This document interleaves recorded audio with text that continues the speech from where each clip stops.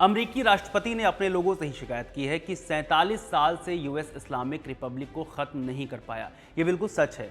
मैं कहता हूं, आप भी ऐसा कुछ नहीं कर पाएंगे। आखिरी बार पब्लिक के बीच जब ईरान के सुप्रीम लीडर अयातुल्लाह खामेनेई आए थे, तब ये बात कही थी। पूरे दमखम के साथ वो ये बात कई बार दोहराते सुने गए थे कि अमेरिका का इस्लामिक रिपब्लिक को खत्म करने का ख्वाब कभी पूरा नहीं हो पाएगा।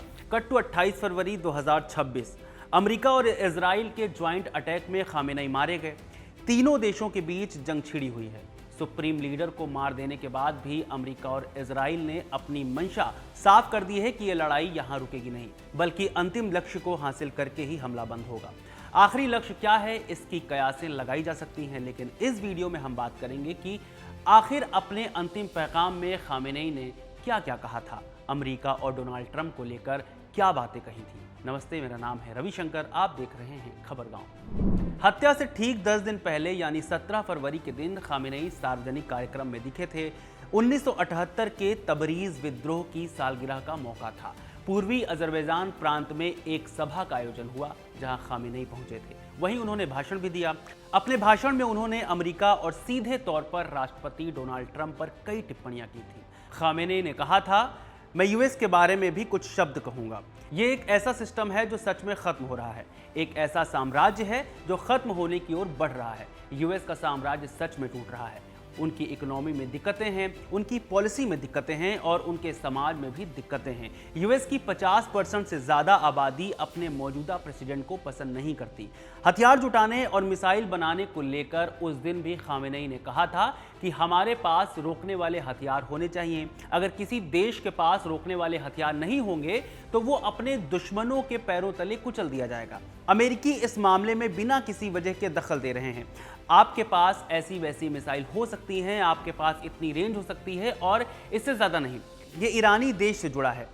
अमेरिका ईरान के न्यूक्लियर बम बनाने को लेकर जिस तरह से अग्रेसिव रहा है और जिसका नतीजा अभी का हमला भी है, उसे ही लेकर खामेनेई कह रहे थे कि हम क्या हथियार रखेंगे क्या नहीं, इससे अमेरिका को क्या मतलब है। खामेनेई यही नहीं रुके, वो कुछ कदम और आगे बढ़े और डोनाल्ड ट्रंप पर भी कमेंट किया। उन्होंने कहा, यूएस प्रेसिडेंट ने कहा है कि 47 साल से यूनाइटेड स्टेट्स इस्लामिक रिपब्लिक को खत्म नहीं कर पाया है। उन्होंने अपने ही लोगों से शिकायत की है, यूएस इस्लामिक रिपब्लिक को खत्म नहीं कर पाया। ये बात सच है। मैं कहता हूं, आप भी ऐसा कुछ नहीं कर पाएंगे। खामेनेई ट्रंप को लगभग चेताने वाले अंदाज में कह रहे थे कि जैसे उनमें पहले के राष्ट्रपति ईरान का कुछ नहीं कर पाए, वैसे ही ट्रंप भी ईरान का कुछ नहीं कर पाएंगे। खामेनेई की हत्या के बाद उनका एक और बयान जो 19 जून को बताया जा रहा है, वायरल हो रहा है, जिसमें वो अपने समर्थकों से अपील करते हैं, मेरे शरीर की कोई कीमत नहीं है, मेरी जान की कोई अहमियत नहीं है। अगर वे मुझे मार भी दें तो इसे हमारा नुकसान मत समझना, जब तक तुम इमाम हुसैन के उसूलों पर पक्के रहो।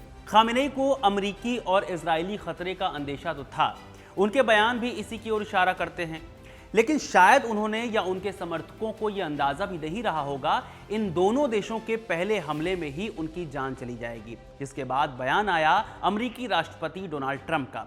सबसे पहले ट्रंप ने ट्रुथ सोशल पर एक लंबा पोस्ट लिखा। ट्रंप ने लिखा है, इतिहास के सबसे बुरे लोगों में से एक खामेनेई मर गया है। यह सिर्फ ईरान के लोगों के लिए इंसाफ नहीं है, बल्कि सभी महान अमेरिकियों और दुनिया भर के कई देशों के उन लोगों के लिए भी है जिन्हें खामेनेई और उनके खून के प्यासे गुंडों ने मार डाला या फिर घायल कर दिया। वो हमारे इंटेलिजेंस और एडवांस ट्रैकिंग सिस्टम से बच नहीं सका और इजराइल के साथ मिलकर काम करते हुए वो या उसके साथ मारे गए दूसरे नेता कुछ भी नहीं कर सके।